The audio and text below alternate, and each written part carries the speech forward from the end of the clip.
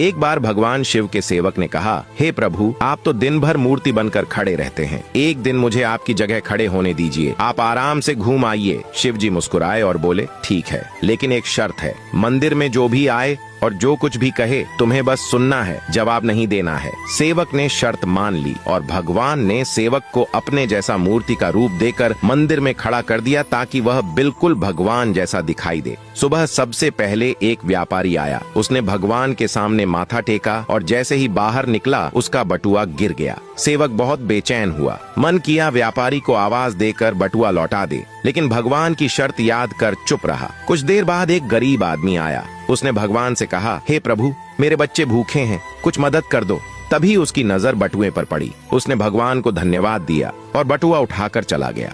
फिर एक नाविक आया और बोला, हे भगवान, मैं 15 दिन के समुद्री सफर पर जा रहा हूँ, कृपा करना।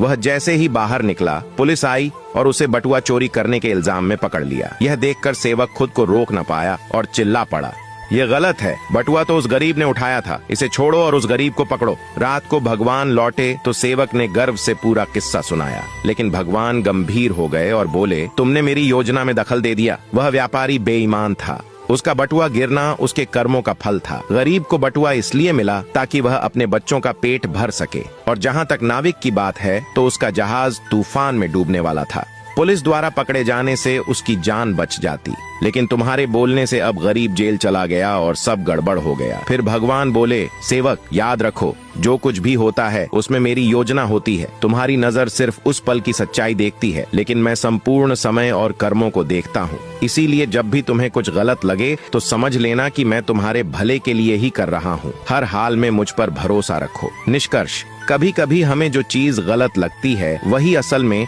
हमारे अच्छे के लिए होती है। भगवान की योजना हमेशा हमारी सोच से बड़ी और गहरी होती है, इसलिए हर हालात में भगवान पर भरोसा बनाए रखना चाहिए, क्योंकि जो भी होता है वह हमारे अच्छे के लिए ही होता है। बात से सहमत हैं तो यस जरूर लिखें और इसी तरह की कहानियों के लिए हमारे साथ जुड़े रहिए।